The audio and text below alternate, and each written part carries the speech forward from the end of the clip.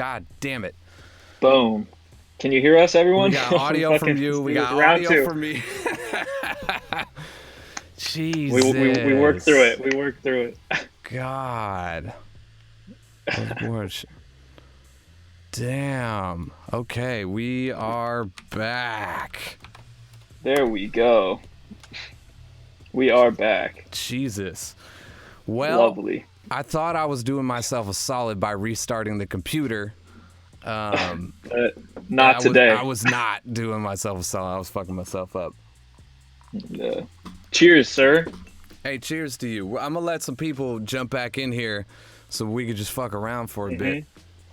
No doubt. I wonder how mad Do Colin. it. Colin, are you mad or are you just like, are you concerned? I'm curious. What is your emotional state as far as how you feel right now, Colin?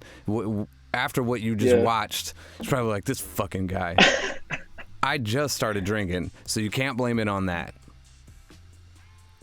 All Yeah, right. it's not the alcohol it's not the alcohol Yeah. this time, Colin. If I can't figure out how to turn this shit off, it's 100% the alcohol. But right now, whew. Snowstar, your refund is in the mail. So that'll be coming out to you real quick. Just go ahead and wait for that. Wait as long as it takes. It'll be there. With COVID, there's a lot of delays with USPS, so Yeah. you can't expect that in Our 3 to time 6 months window probably. is between now and never. So Yeah, just, somewhere in there. just hold on there. All right. So somebody asked, who is this guy? It was okay, love. Okay. This guy is Jordan. Jordan is a manager, owner, and operator of S+Plus Management out of Los Angeles. And we're going to get into that in a bit once people start trickling back in after I kicked everyone out because I couldn't figure out how to work the Twitch. But, yeah, were you last year when we met? So I think you said a year and a half, so I guess you were. Last year when we met, Yeah. you were had you just departed from what you were doing, or were you kind of working two jobs at that point? And No, I still yeah, I was still doing what I was doing then. But more so like it was probably like more of like a 60-40. Now it's like a 80-20, 90-10 sort of like I still like help out and do some A&R stuff for this PR company in LA called Trend, but I do management a lot, like most of my day. Now, it's gotten, yeah, like it was honestly around the time we met slash a little after that during COVID as well is when I kind of was able to transition more into doing management full time, but I still like, work with and do some stuff with the PR company and all that. So it's been good for cool. sure. Yeah. And this is like I'm always curious about these things because I never took the traditional route as far as management is concerned. For sure. I always kind of had the homies doing it, and then with Colin, I saw so much in him. I mean, he's just the most thorough motherfucker. Like, I can't imagine. Oh, I can absolutely vouch for that.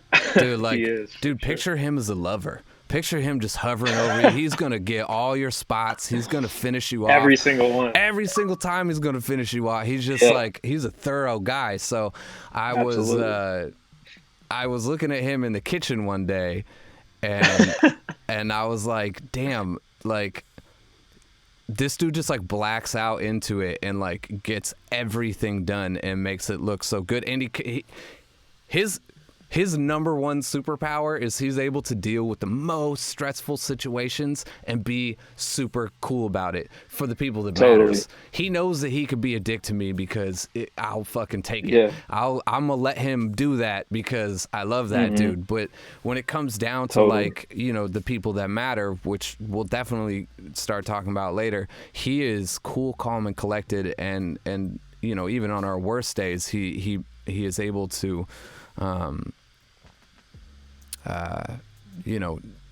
be great, and that shit is fucking hard. But my question is, how many fucking clients do you have?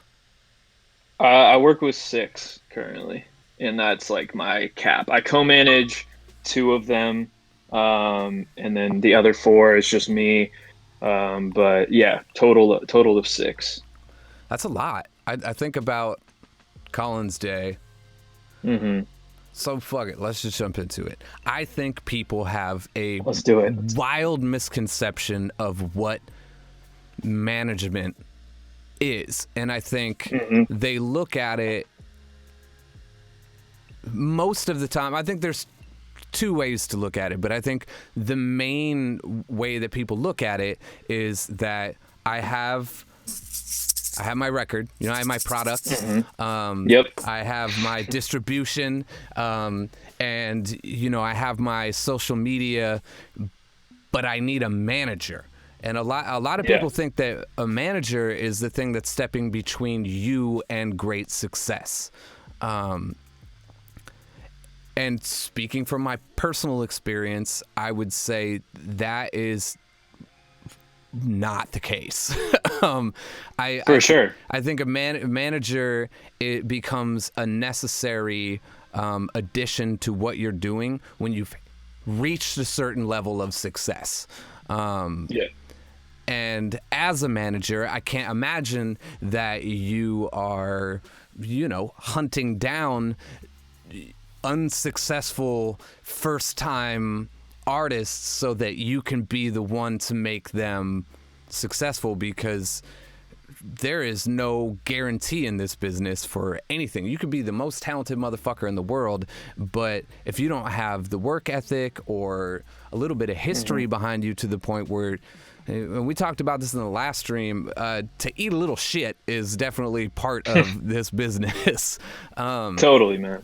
And so I guess, what do you look for when you're looking at artists? How would you describe artist management to somebody that may be one of those people that's like, yo, I got my new Benny with the juice, with the subscription. Welcome, motherfucker. If you Boom. hit exclamation raffle, you might fuck around and win yourself some headphones. Who knows? We're feeling crazy today. Benny with the juice. Welcome With to the Greek show. juice. But for somebody that would approach you and be like, Jordan, with your big sexy Yeah. ass, I got my mixtape, I got my first thing ever, and all I need is management, and I'm gonna be the next big thing. Take a fucking chance on me. How are you navigating all this? Let us know. Yeah, for sure. I think there's a lot of different kind of ways. All of my clients are like very different, like widespread different genres, and they're all kind of at different levels of their career. That being said, I mean, to go back to your point, like I don't necessarily like wasn't like going out and hunting like, oh, this person is like unsuccessful. But from a manager's standpoint, at least the way I like to do it is I don't think I'm the key to like making you the biggest artist in the world, but I do like to be there with the artist from the ground level, if I believe in the music and not only in the person. And like, that being said, I think a lot of people could just like jump in, don't know what they're doing, and just, or like you said, I've had a couple of people reach out to me and, like, hey, here's my music, what do you think? And I'm like, if most of the time, I mean, I haven't, the only person actually that has came directly to me, and been like, I'm looking for a new manager, was Mike. And obviously, and Mike, it used to be the Hold Up, is now Michael Garmany. Yeah. For everyone that didn't know, he was on the Cheers tour with Ben. Which is how we know each other. That's how we know each other. Yeah. So I managed the Hold Up, still do, who is now Michael Garmany. We transitioned his artist career into a solo project. But like Mike, I had been a fan of his music since high school, and listening to him for years and years. And like, we had ended up meeting through the part-time PR job I have. And I was like, fuck, I've been a fan of his forever. I'm going to reach out and see if he's looking for any sort of PR. And we all met, and like, his old manager even was in the meeting, and with my boss and I. And a couple of weeks later, or like a month or so, he's like, hey, I'm looking for new management. I remember you kind of your vibe and yourself and like what you had to say. And I was going to ask if I knew anyone, but then he saw, on my Instagram that I already managed a couple artists. So Mike and I ended up meeting and, met for months and months, like every week before we like lock things in. That I think is the most important, is to one, not rush anything when it comes to management and artists, your relationship, but also just to feel it out for both sides. Like for me personally, I want to, one, love the music, two, love the Yeah. person. Yeah. And like also see that the person has what I think is star quality, to go along with the music. And one thing being work ethic, like you said. So, like, yeah, I think, I like my first artist, this artist Eliyahu, who I've known for so long, since like middle school. Like to me, we just had that relationship and we were boys. So once I moved to LA and started like getting into the industry, it made sense for us to like have that artist manager relationship. Yeah, because you Um, can take a risk on your homies, you know? exactly, Yeah. exactly. And then, I've had like a kind of interesting path in the industry as far as like, I interned with Love Renaissance, which is like Black's label, and Summer Walker and those guys. I interned with them like on the touring side. Then I was Marshmello's manager's assistant for a year. And like during that process, I just kind of realized like, yo, I need to like, I can either like move up the ranks like in a management company or kind of feel my way out in the industry, or I can like make my path, my own destiny, and Yeah. kind of curate what I want. And that's like what I've always kind of wanted. So with that, like I, took the risk and left that job and like, started with myself and Eli, my first artist, and then these guys, Ruby Red, who were, I just love their fucking music. And I got connected through Eli as well. So it was like kind of like a good mutual friend thing. Yeah. But at that point, I like started S Plus with like two, no, like no following, building low like artists that are still like, to me, like, all right, like it's gonna take work for me to like build with these guys from the beginning and get to like a sustainable career. But through that, and because of that, I was able, one, to connect with Mike, and he had a career built up before and was like very, just has his core fans as you do, and that more than anyone, that your super fans make the world in your business. Yeah. So I was able, yeah, to get in with Mike, and then this other producer that I manage, Sagoon, who's like in the lo-fi space. Yeah, that dude's tight. Um, yeah, he's really tight. I'm super excited, for the stuff that's coming up with him, and but we've been working together pretty shortly after I like left and started S Plus as well. So through him and Mike, it was like, okay, like wow, this is actually looking like something like I can make like a sustainable career for myself, and then put more time into. And like, I think it's just weird because like, as you said, like, yeah, like usually people aren't going to go and look for those unsuccessful people to manage. Like, again, like I wanted to be there from the beginning and not like say like I can make you a star overnight, because Yeah. that's where shit's just fucked up, when like people have too much like belief in themselves, or they're bullshitting. There's so many bullshitters in this industry, as you know.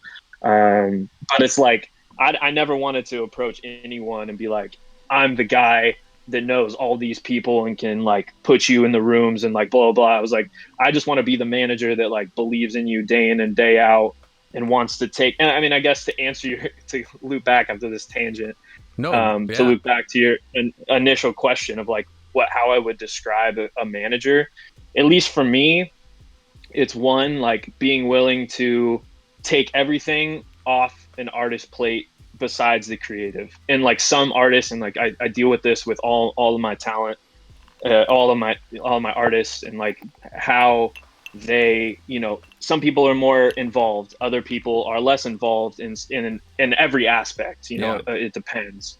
And I think having, now working with six artists, you kind of see, oh, this one doesn't like to be involved as much in this way, or this other one really does, or this artist wants to just work on music and doesn't give two shits about, the business. And like some people want to be, more involved in the decision making, others kind of trust my opinion, right? And like there's no right or wrong way. I Yeah. think that it's all, valid. But at the end of the day, as a manager, you need to support your artist and be able to take off anything that is like inhibiting them from, the music and what actually they love to put their heart and soul into it, at the bottom of it. Because for you, I'm sure, I don't know when exactly in your career Colin kind of came in, and I don't know if you had a manager before him, but you know what you can do personally. Yeah. So if a manager can't provide something that either takes some of that workload off of you to so you can put more time into the music or creative stuff like this, that you're like, yo, my plate's just too full. Like if they're not willing to do that for one, then I feel like you're not a manager. And then Yeah. two, on the other side, like I've made great connections now as like these, and I still have so many more people to meet and more connections to make. And I'm by no means like, and I don't think I'll ever consider myself like a top dog manager, right? But like I still have so many people to meet, and like, but like if you want to be a good manager, you also have to be willing to fight for, believe in, and connect with anyone and everyone to see who the best people in play are for your artist. Yep. So to me, yeah, there's the two sides of it. Is one, the artist workload and what you can do there, and two, it's the network you're building as a manager to then expand and build on what your artist provides you with. So And that's, from like for me, the big thing is like just kind of mundane everyday business shit that like is, Colin does such a good job at that. And absolutely, at some point you can have like an Excel sheet or whatever, and you can just start punching in numbers for all those cats that, the 6 artists that you have, and it kind of represents itself there. And then there's the opportunity side. There's who you know, and I also believe it's that you understand how to talk to people when opportunity comes knocking is a huge thing. Huge. Because when artists represent themselves in these discussions, they tend to think about what they deserve as an artist, and they aren't really. I've watched a lot of people scorch themselves in a lot of departments because of what they thought they were owed, and having somebody do those conversations for you eliminates that, because you don't have the same feeling I do about, this time last year for me or whatever, like you can see it for face value, and you can be like, look, he doesn't normally do anything, or she doesn't normally do anything unless XYZ is involved. I see that it's not, so let's make sure that we get XYZ involved, and then I'm going to pitch it to my client. And, if they're into it, then we can work some stuff out. Is there headroom on the price? Is there headroom on the, certain things you're able to accommodate for that an artist would just be like, what the fuck? Like, it's not insulting for you to get an offer. It's just, it's business. Another thing is, and something I've always liked about you is you ask questions, and you don't fucking talk like a lot of fuckboys that I've met that put the title manager behind their name. And there is a lot of fucking fuckboys in this business that almost use that title to like take advantage of people, or to connect you with people that they don't know, so that they can benefit from that. On solo, on 5 Olo with the subscription. What's up? Make sure you hit exclamation raffle, fuck around and win some headphones. But shouts out. Yeah, it's been a fucking, my journey through this business is about 15 years, totally. Straight up. I quit my job in 2007. I was doing it before that, but I was able to sustain, not the greatest life, but I was able to sustain from 2007 till current time. And I've met a lot of people that have claimed to be managers that are terrible fucking people. I've also met a lot of artists that think that management is what's stepping between them and great success. And I think, man, like to that point again, like if you think that a manager is just going to instantly make you, like, I never want to be, to me, it's like I never would never want to just step into a career and then just like pull a couple strings, have like whatever, like 5 minute success, and then be like, all right, cool, I cashed out. Like Yeah. that's, like those are, I think, one thing that make people like ridiculous is that if they just think like, yeah, like I'm just gonna go get whatever deal for my artist so they can be fine for a year and then, never see a moment or see longevity, like you have built your career, like I said earlier, like from its core and over time to like have these people that are going to support you forever. And like, that's my approach with all of my artists is like, even though with Mike, I stepped in after he built that fan base. Yeah. To me, it's like I was still a part of that fan base. So I understood like what, who those people were. And like now as we transition from the Hold Up to Michael Garmony, like we're building new fans, right? So for me, it's like I loved what you said just a second ago about like it's how you talk to people, and as a manager, that's more important than anything. Like Grammar to me, like Grammy music fan. Thanks for the subscription. Go get them headphones. I know you want it. Garmony music fan. We out here. Shouts out Mike. But not what I was saying was like, the way that you talk to people as a manager, like it's funny because like you could be like in a sense like a salesperson for your artist, right? Like you're trying to like pitch them and get people like excited about your artist's music. Boom, another one. Yeah. J but Bem like with the motherfucking subscription. God damn it. All right. Sorry, man. Keep it rolling. But yeah, for me, it's like, you kind of are the salesperson for your artist in a sense, but you should never approach it as in a sales way. Like to me, being a people person and like building true relationships with people in the business, like that means more than like, yeah, like I have this many streams and this many numbers and this many that. So like, you should work with us. It's like, no, like I want to work with people who fuck with me, my artist, the music, and the entire thing, and believe in us just as I do to my artist, like, because one, I'm not going to work with you unless I believe in your music. So like, that's just what it is. Like, you got to be so good at networking and like and actually love to meet people. I think that's one thing that I try to approach everything with is like, I just love meeting people and talking to people and hearing their stories. And like, so like, just like we're doing now, like, whatever this conversation turns into or what we talk about, like we're still getting to know each other better, like we met last year, but like that's all it's about is like actually caring about others. And I think that's just kind of my mantra. I mean, if you didn't know, S+ stands for stay positive. So that's like my mantra behind my management S+ management.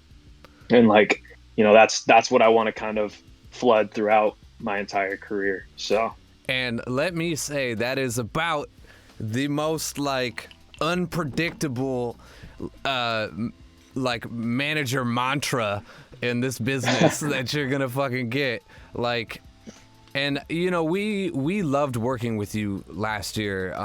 As hard as that situation was, we put a lot of effort into it, and I would say that tour, the Cheers tour, is probably one of the most prepared, well put together, like advertise, like we fucking got it on that one that I've ever done as a headliner, because normally when we tour with other people, we get artists that don't have representation as far as a label or management is concerned, and they just kind of hitch on and they go with us, and they really got to kind of catch up to speed by the time the tour starts. And that's just been the way it is for us.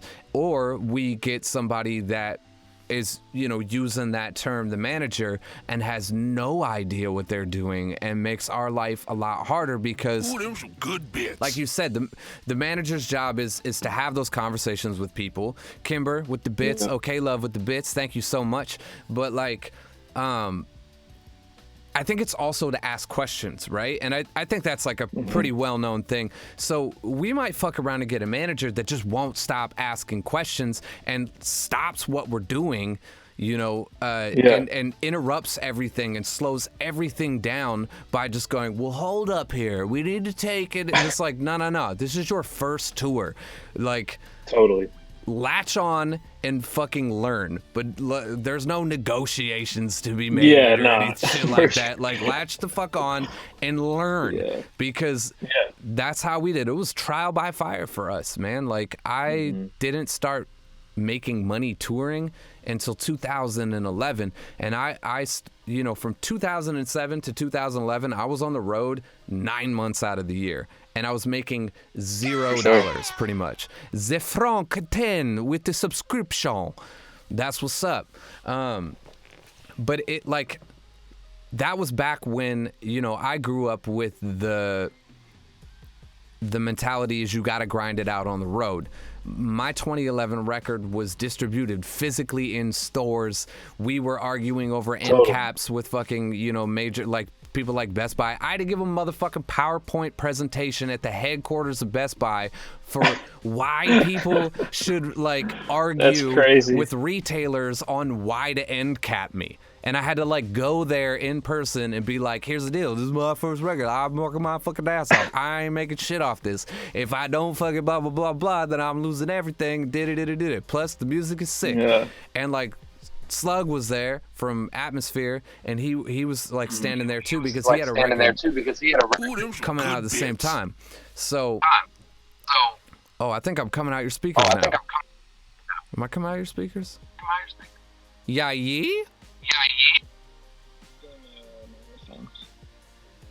Well, I can hear myself.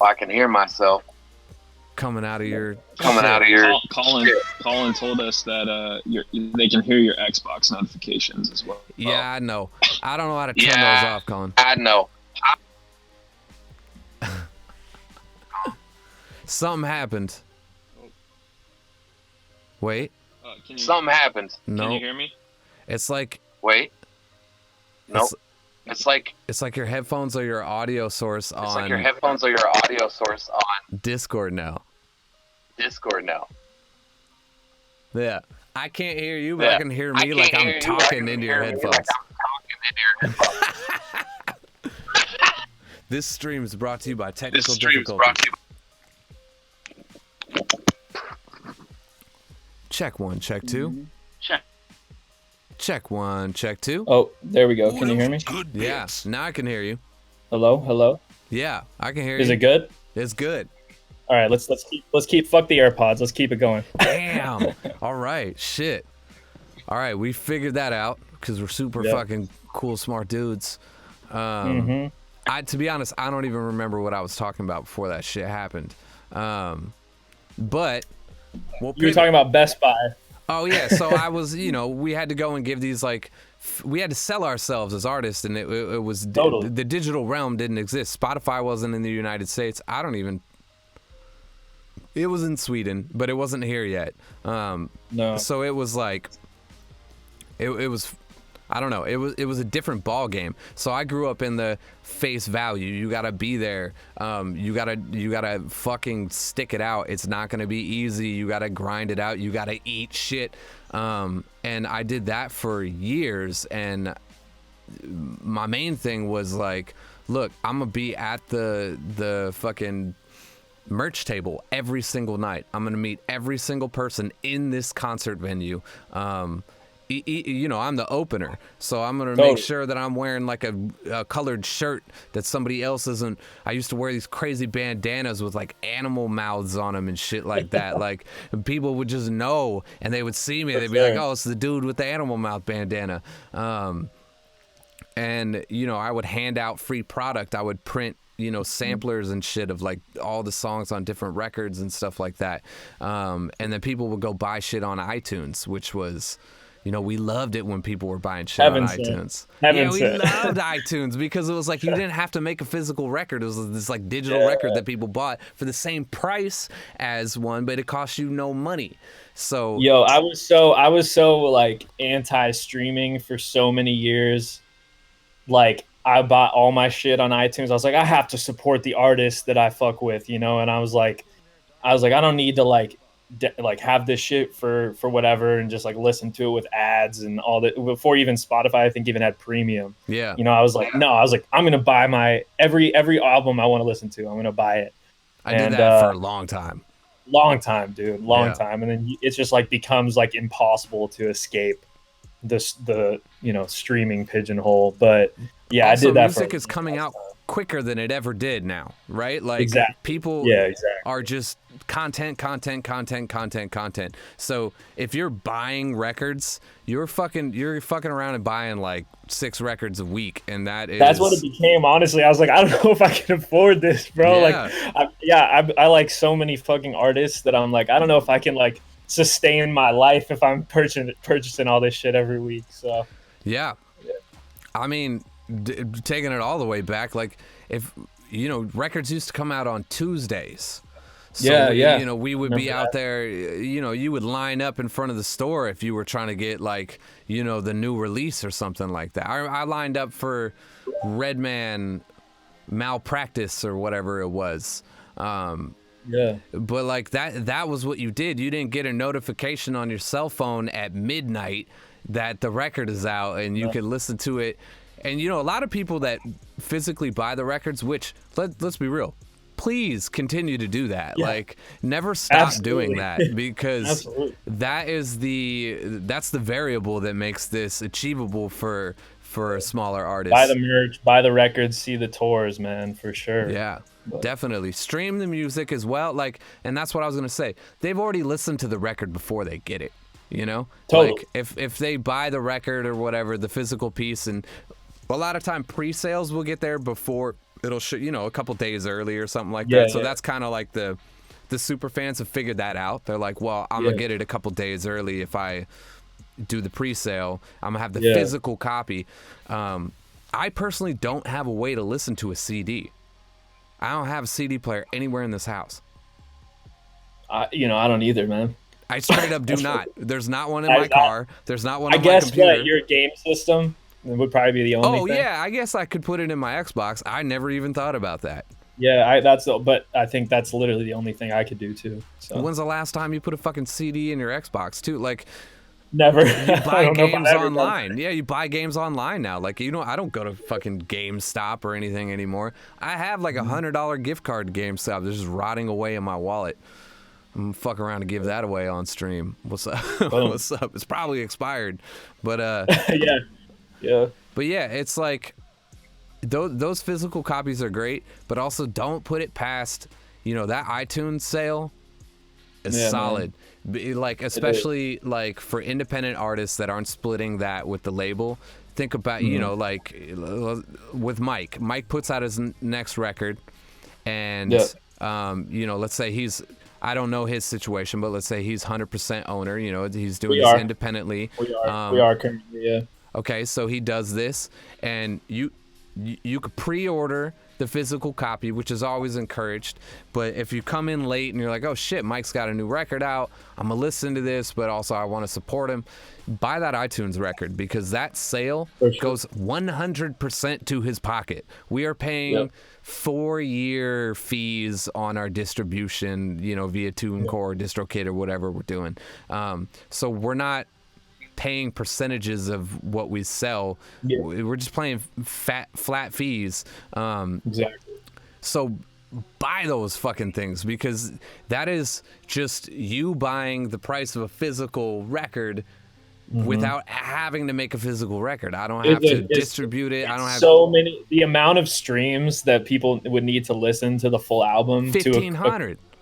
To equal the $10 or whatever it would be, like, it's just it's cop it. Yeah, support I love that iTunes sale. I'm so happy when people are like, but I only got it on iTunes. It's like, great. That cost me zero money to make, but I'm getting the full record's price for it. And I appreciate that, because, you know, that's something that you just, you know, you click a little button, it fucking scans your face or whatever on your iPhone, and it gets tacked onto your bill later, so you don't even remember it. Yep, exactly. I'm speaking from experience. It's under the rug sale. That's an under the rug purchase. You're like, man, Yeah, it's like one of those things where you pre-order some merch and then like 4 months later that shit comes in the mail and you're like, oh, I forgot I even bought this. You're not even worried about the money, so like just do it. I ordered this Tupac bodysuit. I didn't know I got, but I'm happy. I'm happy that Must it's have here been now. drunk that night. Yeah. And I prefer physical copies too. And you know, this conversation, especially for what I prefer in a physical copy, I'm gonna steer towards vinyl for two reasons. I have a record player because I don't. Yeah, we have record players. We don't have CD players, Ben. Yeah, that's how we roll. I prefer that format. You also pretty much every time get a digital download with the record. So if you are someone that likes to have the you know, the hard copied music on your phone or on your computer, you have that, it downloads, you got it. So it's, you know, cross platform. But for me, a record is an experience. I strictly play my son records, and you know, we put him in his little bouncy fucking little seat. He's got like a little spring seat, and he just eats around, and it's like whatever we put on there is the vibe. And when he's old enough, he can, you know, flick through the stack and he can pick something. We're gonna stay off our phones, you know, at a certain time, and we're, you know, to me, like, let's listen to music. Yeah, because that's kind of like, that was the entertainment before we were just fucking drooling, just staring at our phones, fucking up our sleep patterns and shit like that. But, you know, it's this giant fucking thing. It takes work. You got to flip it over. You got to hold it by the sides. It's record players aren't cheap. It's like I earned listening to this, you know. Absolutely. By the time like you got that shit on the table and you're putting the needle down, like you're like, I deserve to listen to this Hell music. yeah. And if the artist is really doing the with the product, they're mastering it differently. So they're mastering it for vinyl, so you get that deeper, richer sound out of it. And you know, I think that personally, as a music fan and as like a kind of a music technology fan, I love that format, because if you want to build your hi-fi system, you can really fucking go for it in the vinyl realm. Not to get all like nerdy with it, but supposedly too, the frequency that vinyl plays at is like much more, you can listen to it for so much longer without your brain getting tired. Than just like headphones and MP3s and shit. So listen to music longer, man. That's true. Nothing better than that. Okay Love says, Greaves, is it true that you buy the Irreversible album directly, or if you buy the Irreversible album directly, profits you and not your label? It is, because that is the only record that I own my masters to. Cop that shit. Yeah, buying that record on iTunes, you know, you buy it for $10.99 or whatever it is on there. That's $10.99 in my pocket. You know, I'll get a notification like when you buy that motherfucker. So it is definitely worth it for me. Someone just asked, is that true for vinyl emulated plugins? No, dude, you can't emulate the sound of a vinyl and make it a frequency better. No. So vinyl emulation in a plugin, and here goes nerdy ass fucking me, is based around the idea of sampling. When we sample old records, we have something that mainly comes from tape machines, because tape machines are how music used to be recorded. There weren't digital DAWs, you know, like what we have now. There weren't Abletons and Pro Tools, and even when there was Pro Tools, a lot of people were still running it to tape back in the day. So, you know, the format was tape to vinyl, and that process, especially on the tape side, has something called wow and flutter. So a lot of vinyl emulations will simulate what is really a tape emulation of wow and flutter. And then, you know, the other things in the vinyls, you're gonna get the crackle. I think you can do some bit crushing, so you can actually, like, it's kind of like frequency reduction, I would say, but it just makes it sound shittier, which isn't actually what vinyl is supposed to be. I can upload a 32-bit I can print a 32-bit master to a vinyl. It's just going to have to be mastered differently to fit onto that format. So vinyl emulation is really to get the vinyl sound that you get from sampling, you know, that crackle, that wobble, the kind of nuance that you're gonna get from, you know, 90s, early 2000 hip hop beats before people realized it was just too expensive to clear samples. And Totally. yeah, so no, it's not Doesn't the work. same. It's much different, and so you can't. You should be having, if you're thinking about printing to vinyl, I would definitely hire a professionally master engineer to have them master your music. And honestly, if you're putting your shit on iTunes, if you're putting your shit on Spotify, I would suggest having a professional mastering engineer. It's not even that expensive for like the lower tier. You know, you don't have to go to these cats that are like, yeah, I'll master your record for $15,000. Like, you don't need to do that. You got dudes that'll do like $100 a song. And you should still have them, even if you mix your track, you should have them master your shit because you are biased. Well, whatever. That's a separate conversation for a separate time. A question I wanted to ask you that I think is important, especially for people watching, is what is the most important benefit besides just like having time to be creative, of having a manager, and at what point, and not for you, just advice, would an artist want to seek out management? Because, you know, it's not something that you go, okay, well, I just learned how to make beats and I just my first rap. So, and then I figured out, you know, what TuneCore is. So I'm gonna put it on the TuneCore, and now all I need is management, a publicist, and some big booty hoes in my music video.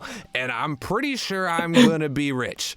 Those will probably cost you more than the rest of what you just said as well. So. Like, at what point in your career, Wasting. would an artist seek out management? Yeah, man. I think to answer your first question about when someone should, like, I feel like, or sorry, what value, you know, a manager could add is one, other than taking, you know, some of the stuff off the load of from the except of the creative, would be like the organization. And you see this. Colin is one of the most organized people I've ever fucking met in my life. Yeah. So, you know, being organized and having and someone to, well, not only that, but someone to bounce ideas off of and a second opinion. Like, you know, to me, like, a manager should be someone that you want to be involved in your project. Like, not like, oh, I just need this person or this other entity in my world to like make me a star. Like, you know, like you said, when even going back to the mastering thing, like, you know, you're biased as an artist, and if you don't have that like reliable source from the outside to like be a second ear and to like be like, yo, what do you think of this idea or this song or this like video concept, whatever it be, like from A to Z, there's so many different things, but like, you know, someone you can trust over anything to like take what you have, be honest, and like elevate your process and all of that. And like, you know, to, like, trust is huge, and like really like knowing, oh, this is the right person to do that, you know, with me, that makes sense for me. And then as far as like the second question of like when, like I said, you know, I work with like all different tiers of artists. And like that being, you know, I have artists that are very like up and coming. And like, it just made sense because, you know, one, I'm meeting people and I'm connecting with people through all my other clients, to where I can be like, oh, like I talked with this person that I think could be really great to align with my other artist, rather than, you know, this artist that I may have connected with them through or whatever. Yeah. And like kind of see the vision from a business perspective longer term. The main thing I think is it's all up to you. Like if you're like, yo, I don't fucking from day one, I have this product, but I don't know what it means to be in the music industry or what it means to be organized, and like you need someone to just kind of help you guide that. Like that is, to me, something that a manager can really help you with, and hopefully they actually, are knowledgeable rather than just like saying they know shit. Yeah. But to the end, to the other full side of it being, okay, as a manager, you already have all these connections, and like, how can this person put my music in front of more eyes? And I say it that way because, again, I don't think a manager can ever guarantee like, yo, I could know the top curator at Spotify and still not get on New Music Friday or whatever the fuck, right? Like a manager and their connections is only as good as the quality of the music and the brand. That is what I wanted to hear. That is what needs to be told. That is what needs to be understood. Yep. Management is not a blanket. A management is not a portal between you and your success. A manager is literally the fucking word of what they are. It's what we see in movies and shit like that has kind of skewed that. But that your opportunities are only as good as the music that you create is so important to understand. Like, totally, you man. could have Scooter fucking Braun as your manager, but if you are making dookie ass music, it's like, okay, dude can probably call in some favors. And I understand that's how the music business works. I have been benefit of many favors. I have also been on the giving end of many favors in this business. You got to in this industry, but know. What do you have to get somebody like him to call in a favor for you? Totally. It's just not gonna happen. So I think what you just said there is the most important part to help you understand maybe why and when you would need management. And when your product is good enough for someone to help you. Again, the person can't do it. To me, it's a relationship, man. Yeah. Like you full-fledged. Like if you're not on the same page as your artist and working towards the same goals, like then you will just clash and crash and burn. And so until your music is at that point where it's like, I think this deserves more. And that's where I kind of approach my artists that are more up and coming, is like, one, I fuck with you as a person, but at the beginning, like I heard your music first, and like that hit me in a certain way that was like, yo, like I want to fight to the bitter end. And like, unless you have a manager like that it like believes in you day in and day out, then you don't need one. Because all these other people that are just going to come in and be like, I mean, I guess going off on another tangent, and there's nothing wrong with this in some way for some people, but it's not what I'm looking for with my artists or for me to be involved in, is, the TikTok shit. Like, fuck that shit. Yeah. Fuck that shit. It's a completely relevant tool, but only in the sense of like, okay, some of these artists that you hear and they get the number 1 song on whatever the fuck, are you going to hear about them in a year, even, 6 months? Probably not. And so like, some of these managers and some of these like artists care about that one moment. Like you said earlier, like these people just want like their one quick shit, and just to check out. Like, some people may want that. And if that's your goal as an artist, like, okay, like maybe go for it. But, to me, I think most people don't want to just like have a moment of success. They want a career of success. And and everyone's gauge of success is different. But like, to me, you are successful at your craft, like Ben, you specifically. So like, that being said, that has taken like 15 years in the industry, and meeting every single fan at your shows and connecting with your fans day in and day out, just how you've done, even through shit like this. And like that at the end of the day, and that's because you have great content, great music, and great, just a great brand. And that's something else I was going to add on, is until not only your music is ready, but you have a vision for your brand as an artist, because I think that is very important as well. Yeah. Because it's people can get behind the music, but then people can hear your music and then listen to it and then look into you, because you know, social media is what it is now. It's so fucking important. Not the gimmicky shit, but like, what are you going to portray yourself as in this world of millions of people trying to make music? And if you don't have that brand, whatever it is, and there's so many ways that can go, again, it's until your music ready and your brand's ready and you have an identity for yourself, no one can just make that come together for you. Yeah. So especially a manager. So. And that's a hard thing to develop too, because we as almost artists, harder. Yeah, almost harder. We as artists see what works, right? So we're like, oh, my favorite artist does this, and our immediate response is to emulate, right? Like to emulate, and we see it in hip hop all the time. To the fucking crazy phenomena of fucking face tattoos, which was really why, like, for someone who has been a cold-hearted patron of hip hop since the 90s. That was a weird one for me. You know, I remember Timberlands and Bubble Goose and chains and all that shit, but face tattoos was definitely a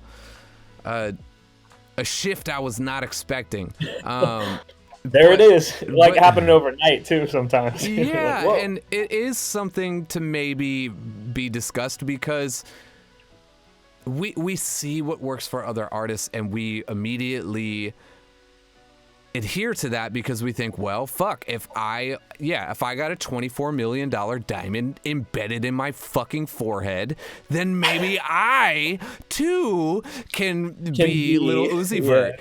And that's not the fucking case. Not at all, man. I would say that the face tattoo is a representation of the luxury of and the privilege of what it is to be successful in a grand scheme of things. Like, I'm talking, I can fucking tat my face because I know that I will never have to want again. I can fucking do this to myself because it's almost that statement, you know? It's like, you know, people were like, I'll make it rain in the club because I got it like that. People are like, I'm going to fucking forever, you know, fuck my face up because I can, because I'm that fucking rich now. And but people did it so soon, you know? I know, because we started looking at people doing it, and all of a sudden it was like, well, shit, if I'm gonna put Lil in front of my name and I'm going to tattoo my face. And I've watched fuckboy no-name rappers do this, and it's crazy. It has just been a thing, and it won't be at a time. And totally, I don't know, your brand is so incredibly important to the idea that it represents you as an artist. It represents your music. Exactly. When people look, it doesn't just fit into what everyone else is doing. Exactly. Like, who are you? And I've said this a million times on all of the streams. I've said it to anyone that asks, and they go, you know, I'm a young artist starting out. What is your number? Like, what is your biggest advice for me? And forever and always, it's going to be, make your music.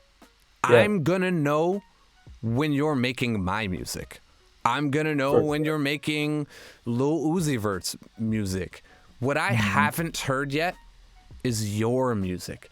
And that should always be the focus. And I'm not saying do not be inspired by or even emulate things that we love, because that is what art it's almost impossible not to. No, and who the fuck are you to just have this endless amount of creativity inside of you that doesn't come from anywhere? So I understand that, and I do, you know, when I'm mixing songs or even producing songs, I'll have a reference track to be like, look, I like this song. What do I like about this song? And then I'll just be like, oh, I like the groove, and then so I'll do some other shit, you know? Or if I like the mix, I'm gonna constantly reference that mix to try to get my song sonically to sound like that song. But my advice to an artist is it always, and this is gonna turn back around to your brand, is I haven't heard your music. I've heard my music. I've heard Atmosphere's music. I've heard Lil Uzi Vert's music. I've heard Mike's music, but I want to hear what you did with your inspiration. And I think a great example of that.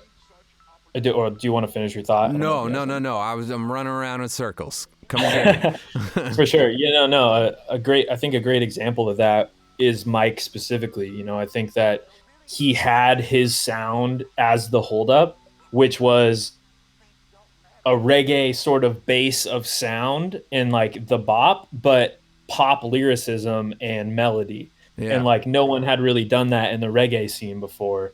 And like that's why he grew his fan base and has that following, because he curated a sound that wasn't familiar. Like you don't hear like the reggae groove and the chords and the swing with like Justin Bieber sort of pop style to it. Like Mike has such, and I say Justin Bieber just because he's the easiest example of pop. Yeah. Not that Mike sounds like him, but they both don't wear shirts. You know, it's very comparable. You're right. He doesn't wear it 90% of the time. 90% of the time. But I mean, to that point, like Mike has such a, like when he writes a song, he loves catchy fucking melodies. Like there's probably not one song that Mike's written that isn't catchy in some way. So Mike had that sort of weird, cool, different fusion of this reggae to pop sort of like area. And just because the music was reggae, he kind of fell into that. And like, you know, now fast forward, he's not a reggae artist and he's not the Hold Up anymore, and he's his own name. And that reason being, he outgrew the sound that he curated, and you can't just like switch up the sound of this brand, the Hold Up, that he had grown and people had fell in love with on a dime, and just not make that music anymore without pissing some fans off. But at the same time, not only did Mike outgrow the music, he just outgrew the brand that the Hold Up looked like. And again, it wasn't him at his core. Not that he was copying other people, but he was like, at the end of the day, he would look back and be like, yo, like, I don't know if like at my core, like that's the music I want to make. Yeah. So we just looked at it, and this was right after, this was kind of a plan tentatively, but not for sure, before the Cheers tour was happening, of like, are we going to switch it up, or are we going to keep the name and just switch the music or whatever? But, you know, after the tour got canceled, and for those that joined late, Ben and I know each other from the Cheers tour that my artist, the Hold Up, and him, you know, had together, that got canceled because of COVID. My first co-headlining tour canceled. Yeah. Fucking like 8 days in. 6 shows, I think. 8 days, something like that. But so after that, it was like, all right, we're off a tour, we have time, we're stuck inside, what are we gonna do? And the answer was like, for Mike, you know, there's nothing more authentic than himself, and that's why it's like, all right, now he's gonna make music under his own name. And like he has 3 singles under his new shit out now. He's working on more stuff. Like he's still experimenting and like finding what he truly wants to be as an artist with his new, you know, name, because he has the freedom. If he stayed under the Hold Up and conformed to this brand and this sound that his fans had fell in love with, you know, and of course that still exists. It's not like we pulled that shit down from streaming and whatever. Like it's still out there and the people can listen to it. But now at this time, in this transition of branding, is about him finding himself as an artist and what is going to fulfill him at the end of the day. And like, because he doesn't, like knowing Mike, he absolutely doesn't want to copy and emulate other people. There may be elements, of course, like you said, and inspirations and this and that, but like at the end of the day, he wants to find like, okay, what is like the Michael Garmany sound? Because the Hold Up has its sound, and you can't reinvent the wheel of something that's already working. Yeah. So like, it just made sense for us to, you know, restart in a sense. That's, you know, restarting, you know, is what we did. So, and that's a difficult decision to make too, because You know, Totally. I myself have struggled with that very concept. I think most artists have, and it's like, do we create ourselves as an artist that does one thing, or have we laid the framework to our fan base that we're kind of a wild card and we're just gonna do what we do? And the problem with that is that's a really hard thing to build a core off of. The idea of being like, I might switch this up on you, is a very hard thing to be like, to start your career with. Normally, traditionally, you start out as a thing. You have a thing. You do a thing. People like the thing that you do. There it is. People grow with you. They attach to you. They allow you the space to grow. Yeah. And even at that moment, when you come to that point as an artist, it's hard because I struggle with it every record. I go, well, I gotta do this because this was always good. Yeah, because you're looking beyond yourself. You're looking beyond your creative process a lot of the times, and I know for me, so I'm just going to use myself as an example because I don't want to put other artists in this category. Although I would like to think most people would relate. You don't want to underdo yourself, right? Like, your next record is never intended to be worse than your last one. Your evolution as an artist is always intended as like an upward progress, and it doesn't always work that way. It frequently doesn't work that way. For sure. But to switch the script on a motherfucker is hard because you feel like you're eliminating the thing that works, right? Like, you look at I could take my song On the Rocks and I'm like, look, that song I already had my record turned in. I made it in my basement. I moved back from New York to Seattle. I was fucking around. I made it. And then I sent it in. I was like, hey, can I slide this on the record real quick? And Sadiq was like, oh, Jesus, absolutely. Turns out to be the biggest song I've ever done in my life. I can't replicate it. It will never happen again. But every record I'm like, well, I don't want to do worse than that. Like, I use that sometimes as like a standard. Not that I want to redo that song, but I'm constantly looking for that song again. I feel like when I make music, I'm looking, and beyond that song, I think I'm looking for that feeling. I'm looking for that relatable moment with a song where fans don't question it, and they just hear it and they lock in. And that's not something I can do when I'm making music. It's only something I can do once I've already made the music and I'm looking through everything that I've made and I'm like, whoa, that one's good. Because I don't approach it the way that a lot of artists do, where they're like, okay, here's my idea for the record. Here's what I do. Here's my 12 songs. There's my record. I make a fuck load of songs and I'm like, this song makes me feel something, this song makes me feel something, this song makes me feel something, and I put those together and that's my record. You're not gonna put a 40-song album out, Ben? What? Nah. And then a lot of times I don't do anything with those other songs, which is crazy. But like, my filter when I was making that record, my Together Apart, was this song makes me feel something, this song makes me feel something. But I don't feel the way that I felt when I made that record anymore.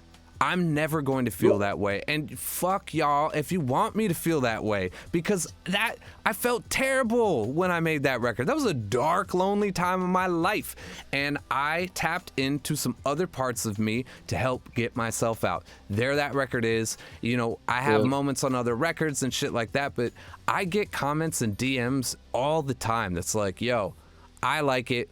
I like your sad shit better, or I don't like it when you're, I don't like you talking in metaphors, or someone the other day was like, the tough guy shit don't work for me, or whatever the fuck. And it's like, yo, this has always been the case. Like, this music hasn't really deviated. It's just I don't feel the same way that I felt when I wrote that record, and I don't feel the same way that I felt when I wrote my second record, and then my third record, and then my last record, I felt so fucking good, and I like, I wrote to get running wild, and I had so much energy and positivity, and people were like, this ain't the Greaves that I know, and it's like, it's a hard thing to balance back and forth with your identity as an artist, and not only what you feel that you owe yourself, but what you feel you owe the people that allow you to do this.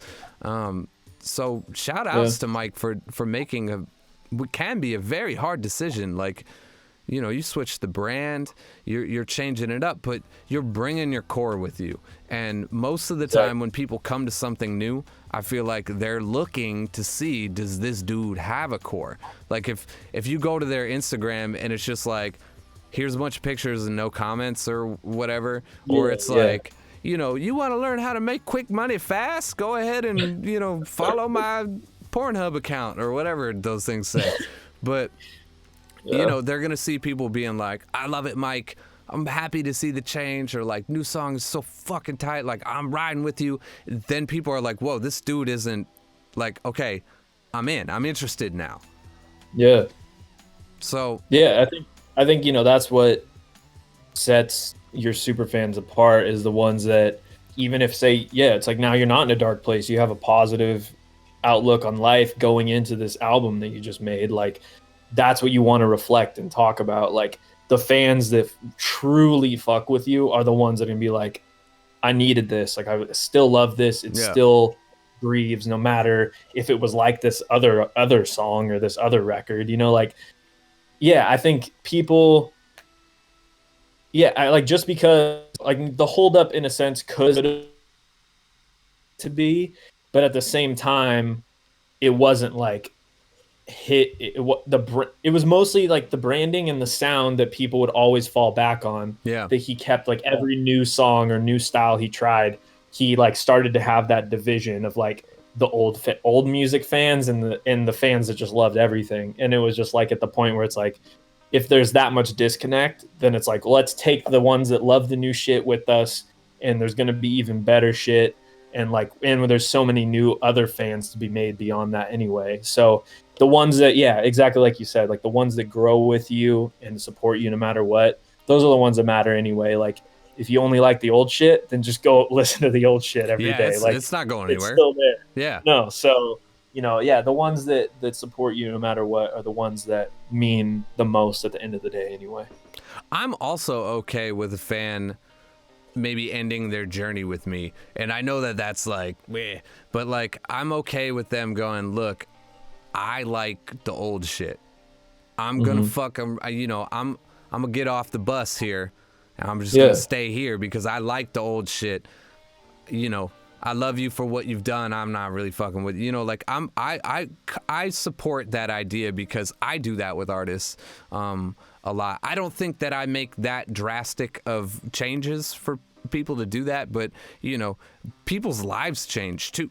Sometimes it's not you making the change, it's the listener. So if you're only making sad shit or you're only making happy shit, you can't always have the same people riding for you. Totally. Because no one's always feeling that way. And music is an emotional release for people. It's what we put on to kind of curate a mood. So I'm okay with that idea. I think it's okay for fans if they need to get off the bus and, stick with the sad stuff or stick with the happy stuff, or, they're not feeling the new direction. Maybe they'll check me out next time I swing through town or some shit like that. Like, I'm cool with that because I feel like that's a natural relationship. I mean, I'm a fan of so many artists and so much music. Like, before I ever knew what I wanted to do in this industry, I just was learn all this shit about people. Only like a handful of artists, right? But I like way too many artists to have every single one of them always make music that I like. So it's like, no, there's been many times where I'm like, oh yeah, I really love this first couple projects from this artist, and then their new one comes out, and I'm like, nah.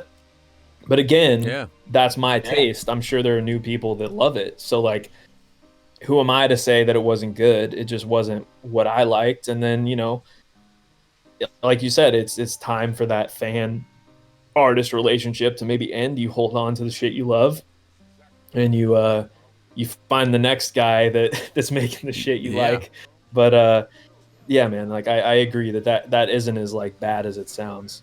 Like just having like someone be like, no, it's time for me to separate myself from the new shit. So yeah, I mean, we base our success off of the people that listen to us, so sometimes it's hard to like be okay with the idea of unless you're just like huge and you're like, yeah, fuck you then, or whatever you can do at that point. But like, I understand the ebbs and the ebb and flow of a natural relationship between human beings, and I'm never going to be 100% on for you, and I'm never 100% on. I'm fucking never 75, 65% on. I'm regular ass dude, man. I just happen to release the songs that I want you to hear. So if I don't hit that spot for you, on that time around, I'm fucking fine with it. But you could hit the spot for other people, True. So it's not like I lost. It's not like it's a negative representation of my fan base, because maybe the risks I took, I lost 2 but gained 4. So you never like. It's really hard to gauge that. And that's the game we play as artists, and I don't know. Totally. It's especially from where you are in the business, like you're dealing with the artist and then you're also dealing with that side of things, so you kind of got a grasp on both sides. You have your grasp on the creative process and the emotional attachment to the creative process, but you also have your grasp on kind of the reality of the business and what it takes. And you're able to look at a song where I might be like, well, fuck, and I've done this, I'd be like, well, look at all the thumbs down on YouTube or whatever the shit, and you could be like, yeah, but look at all the plays here, and then look at all this, and like look at these, like look at all the, hey, I'm a new fan. Like you're able to look at it objectively, and find what you're looking for, because I think a good manager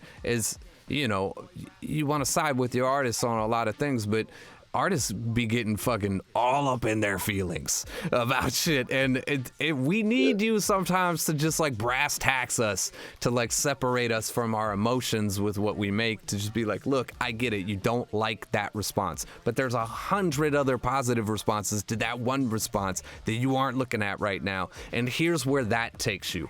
Okay, you lost that fan, but look at this avenue. And I think one of the best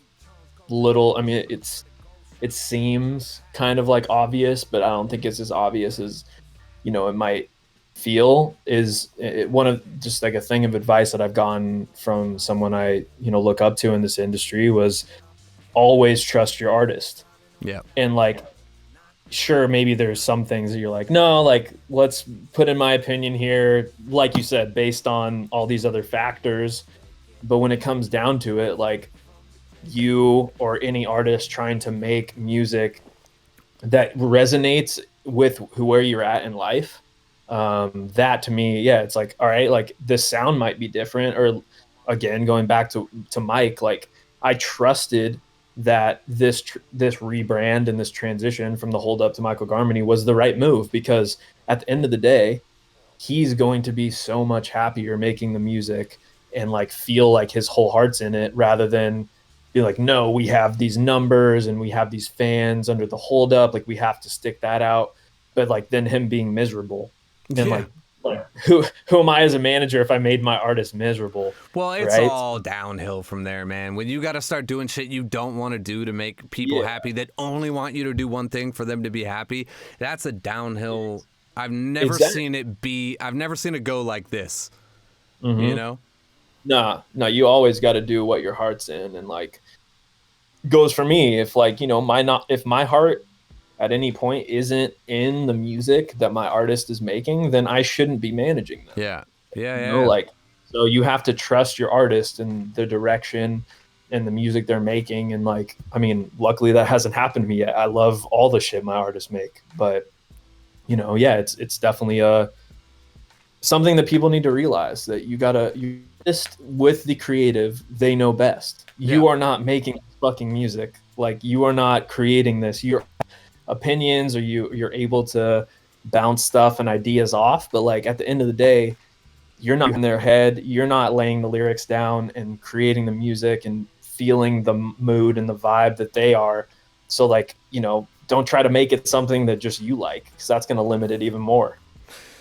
Yeah. And I mean, as artists, we get emotional about the things that we put out, and we will believe in something and then release it and then start biting our fingernails and be like, shit, was it too risky? I do that shit all the time. Sometimes it takes someone like you, or it takes someone like Colin to guide you through that experience. And Mike wanted to make that change. You helped him make that change in the best way possible. I was very impressed with the rollout. I was like, it was kind of mysterious. It was done very well. And some artists would just be like, I'm no longer the holdup. I'm done. I'm switched. I'm Mike now. And you're like, okay, well, we got to do something about that. Like, no, I'm done. I'm switched. A lot of people hit their wall and they're like, that's it. But the rollout was good. I think you brought damn near everyone with you on the switch over. It was a good transition. All the ones that matter, for sure. Exactly. Yeah, you lost all the Russian sex bots, which is great. Fucking up your algorithm.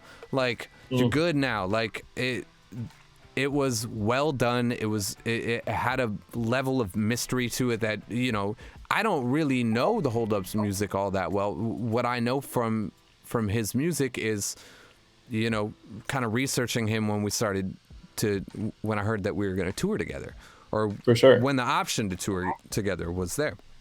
Yeah. So I'm still, in all regards, a new fan. So we went on that tour for 8 days. The fucking world collapsed. And then everybody fucking tucked their tail between their legs and went home. And, in that time, he rebranded. First of all, what a good time. I think it's a good time that he did that. I think it was almost the perfect time to rebrand. I agree. Yeah. Mike and I look back on it, and like, as much as it sucked for that tour to get ripped out from both of us, being you and him, like, the amount of time we had to focus on making sure the transition from the Hold Up to Michael Garmany was as seamless as possible. Like, we wouldn't have had that time if we, the 40 shows you guys would have played, and the amount of like energy that would have taken, like the extra time we had to sit down, be like you said, we didn't just drop it. Like, we did a live stream farewell show for the Hold Up shit for all those fans. Like, we made sure the boxes were ticked, and like, now the music is all just, the new shit's going to be Michael Garmany. We're still putting out some like Hold Up merch here and there to give those fans something to, and I'm sure because there's going to be new fans for the Hold Up's music as well. Just keep making sure that like, we'll give the old fans what they want, stuff to really latch onto along with the music that means so much to them. But now we have this new thing. If you want to jump along for the ride, feel free. And like, I think like you said, we got the ones that we really wanted. And because of the time with COVID, like, there obviously were a lot of negatives, but we made the most of it. And I think I agree that I think it was the best case scenario to do a rebrand, because if the real world was churning and things were usually how they were, we would have had to rush the process. And you would have just finished a tour where you would have gained new fans as the Hold Up. Exactly. And then you're like, well, shit, Hold Up, I'm not the Hold Up no more. This. And it's I think for both of you guys, that tour wasn't to like support a new project. It was like a tour to play some shit that you guys have always had around and gain some new fans and cross-pollinate. And we're going to let our fan base just kind of fuck. We're going to let it do that. Yeah, exactly. So it wasn't like, yeah, it was like neither of you guys like just released this album and this was the tour for the album that these people needed to hear.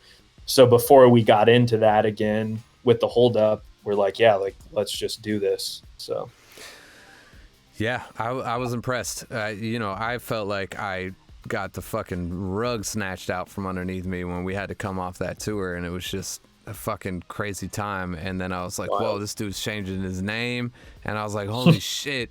But yeah, then I look back at it, you know, even in the moment of it, I was like, actually, it's a pretty perfect time because no one's going anywhere. Like people are here to see what you're gonna do more than ever.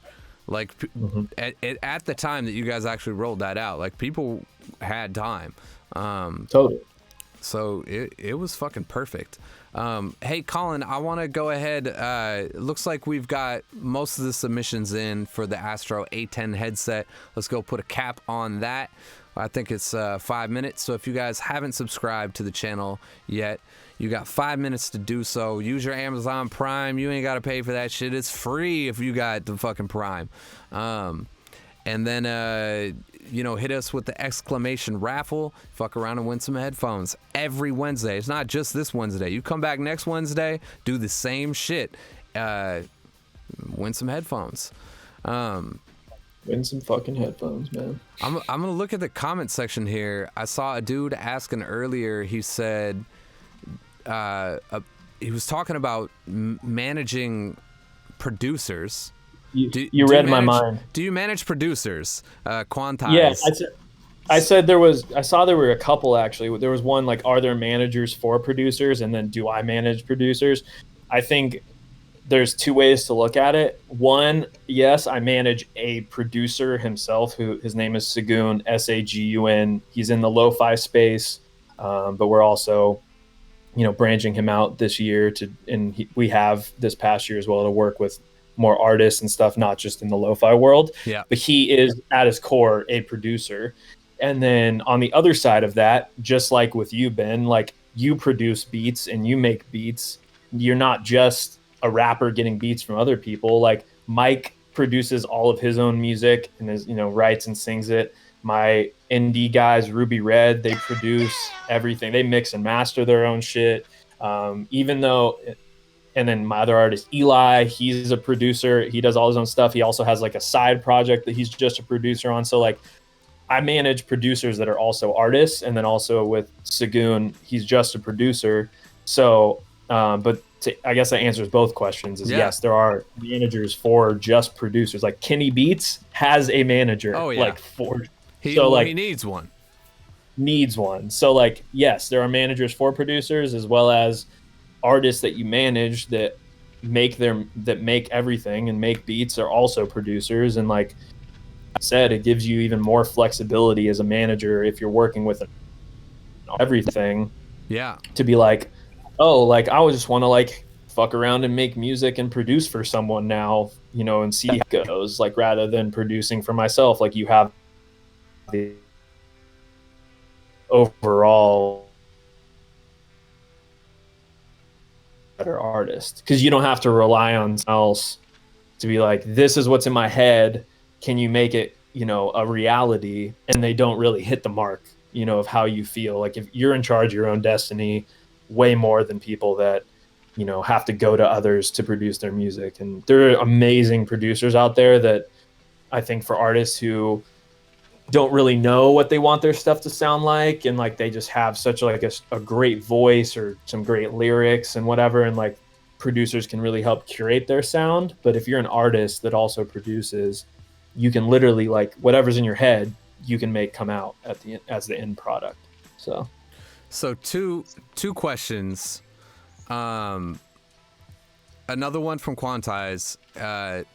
So since you said yes, just wanted to know, how many beats do you expect from him to send you every month? I think that is a bizarre concept. I think you might be looking more for a publisher at that point. If your end game is to just place beats everywhere. I think as a producer, at the point where you need a manager would be where you have multiple managers reaching out to you, trying to get beats for their artist, opposed to the other way around where it's like, yo, my artist makes 40 beats a month. That's not impressive. I don't care if you make 1 beat a month. If the beat you make a month is a fucking hit, then we got something to fucking work with. Opposed to the quantity over quality situation. You might be looking more for a publisher in that instance, where you could send them, 20 beats a month and be like, is there anybody out there in this world that wants this? And you end up in a fucking Vagisil commercial or some shit like that. But that's different, and maybe you have a manager doing that, but then this is going to dump over into the second question, for the general cost of a manager, as far as the percentage is based. If you have a manager and a publisher, now you pretty much just got fucked, because your manager is just going to be talking with your publisher, and your publisher is going to take a cut for the music that they placed, and then your manager is going to take a cut for the conversations that they had with your publisher, and forwarding the beats or whatever over to them. So I'm gonna let you take it away on that point, but I think this does go back to when you need a manager and why you would need a manager. Because at the point when you hire an employee, it has to cost you money, and that cost has to be worth it in multiple ways. It could be if you're willing to go into debt for that cost or whatever, but if the manager is earning money off of your take home and you ain't taking shit home, you're not getting a great manager. So at this point you can take it away, but every manager I've ever worked with is percentage based. Yeah, I mean, I think that's just the easiest way to say it, is that managers are percentage based. I would say ballpark between 10 and 20%. Everyone's different. But yeah, there is no I personally, if a manager's like, yo, pay me $1,000 whatever bucks a month to be your manager, I've never heard of that. So it's all percentage based. And as well as I just want to touch base, but that guy's gonna be a fuck boy. For sure. Yeah, because again, it goes back to until your music is ready, your manager's only as good as you as an artist. So why would you, I don't know. I don't even know where that thought's going, but you can't just rely on this person, or if you would pay them whatever, or the manager again has to believe in you, in your music. Well, I mean, I guess, Ben, as you said, at the beginning, you might not be getting a good manager, but from my standpoint, since I work with some upcoming artists that I still don't really make money off yet because they're developing, I'm there from the beginning to help build them and put the effort into their careers to get to the point and to help make their business, artist, sustainable than anything else. But there are a lot of managers like myself that would want to get in that low and super close as friends, and just to me, I just beginning and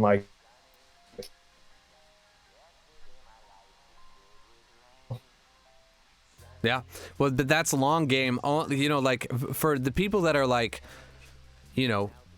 I need a manager for success, is kind of what I'm responding to. You're not going to get you're not going to get the manager that's going to do for you what you think you can be done as entry level shit here. Granted, I do think that you should always go with a manager that believes in the product before, and their take home is fuck all.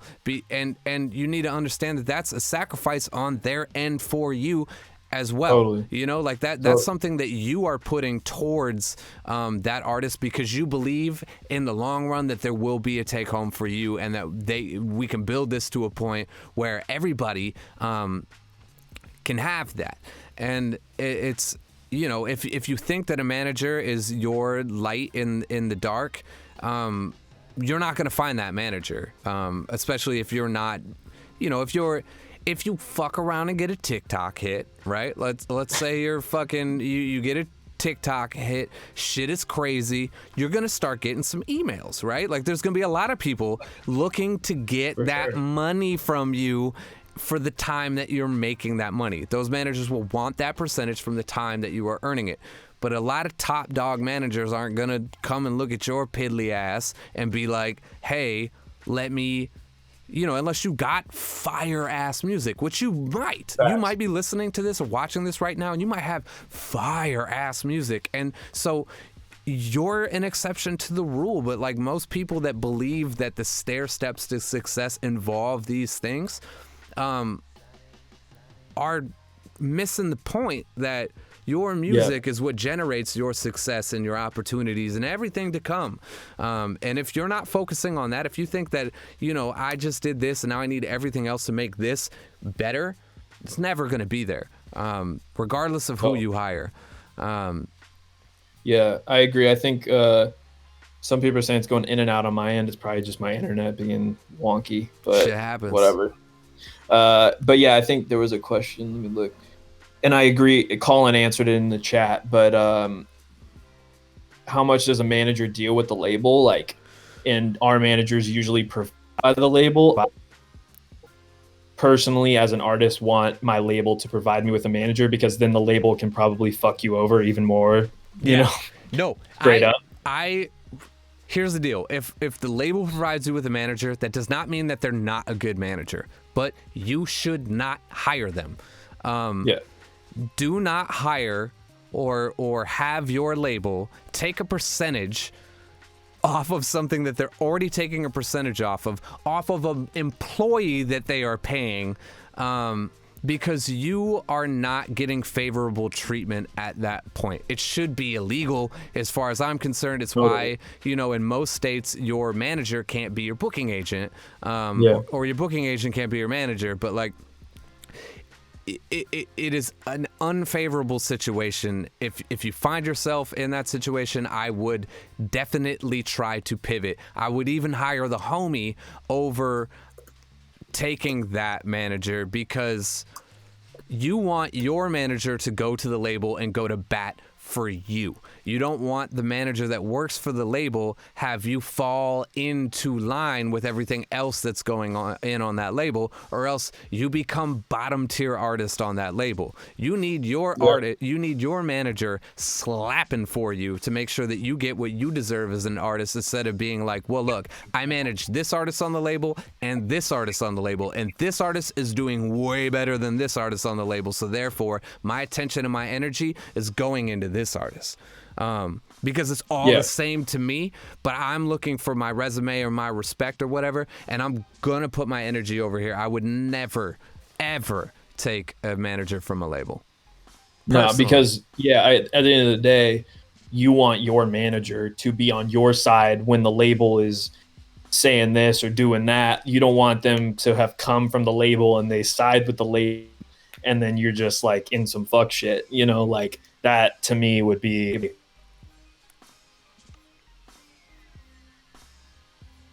You don't need a label right away. No, that is something. That's an ancient concept. First of all, ancient concept for sure. To where like none of my artists are signed, you know. So, like that being said, I'm not looking and seeking for a label to just amp their careers up. Like I want to obviously connect with them and tell them what's up and like see long term if that would work out. But labels, unless you have your shit together, if you don't, the label's going to make it 10 times worse. Yeah. So like you got to have your shit on lock for the label to actually amplify if they're a good label, like you said, you know, and put their effort and time into you.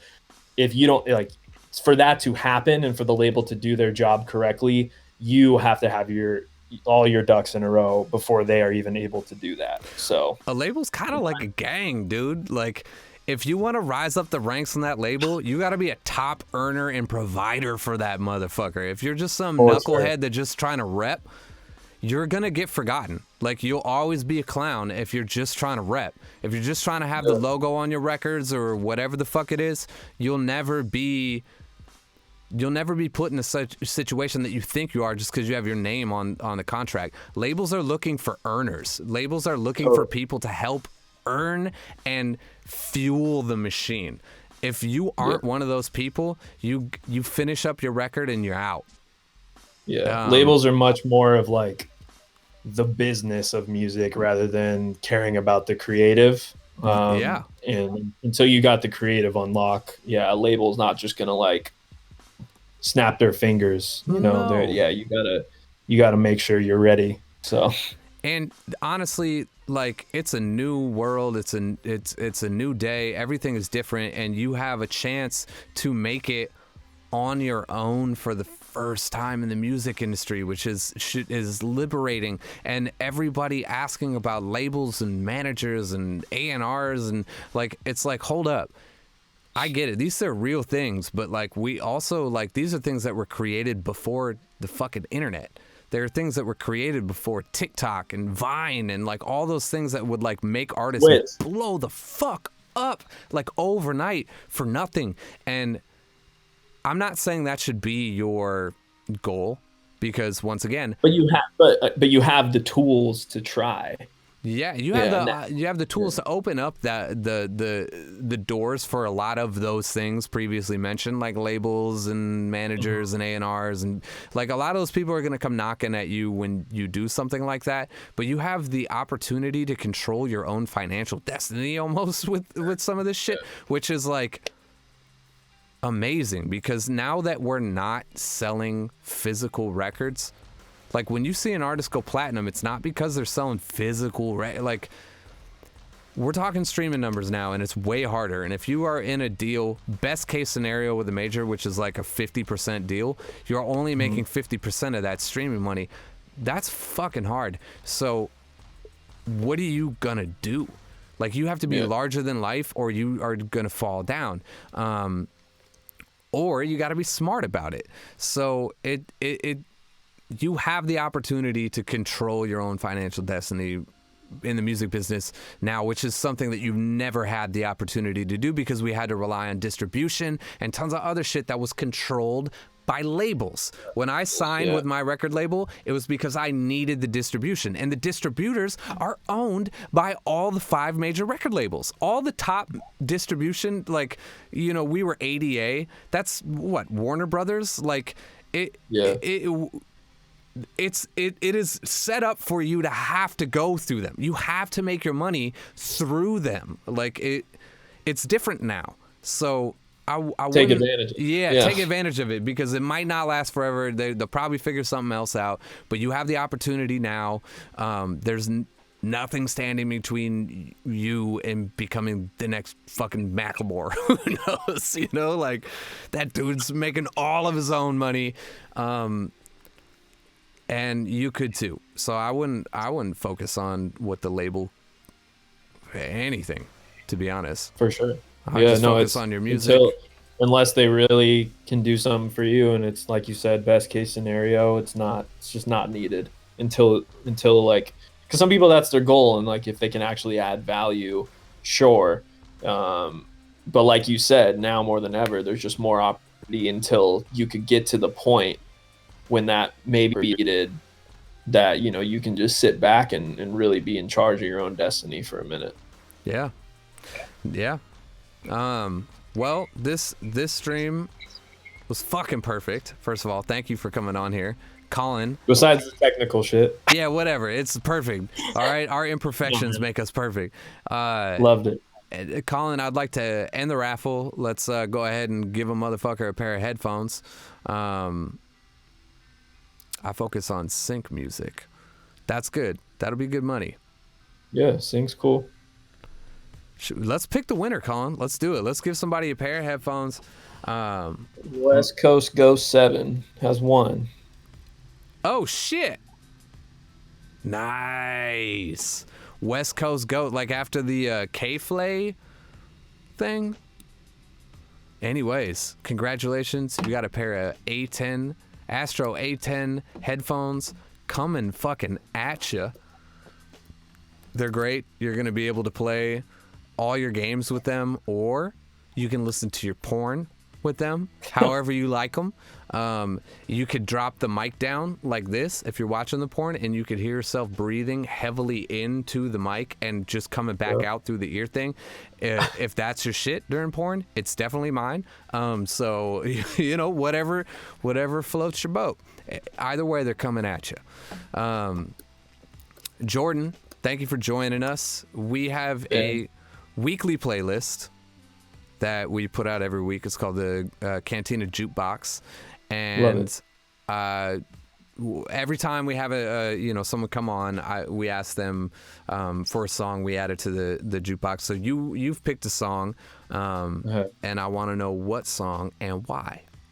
For sure. Yeah, no, I picked my artist Hoodie Mitch, who's a hip hop artist. I felt like we're working on some stuff to do like a deluxe version of the EP that this song is on soon. So I felt like you coming from the hip hop world, your fans would fuck with his music the most. So I wanted to put on his song Bark. That's super fire. Really dope. I love it. And like I said, it's on this EP 10601 he put out at the end of last year, and we're working on it like a deluxe version for it right now. So check the song out, check the EP out, and new shit soon. So tight. Well, that's in there.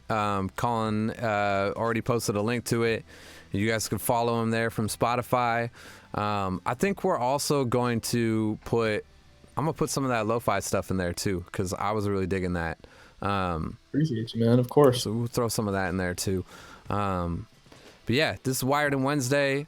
Jordan, where can the people find you? Or actually, shit, I think Colin literally just hit him with the socials.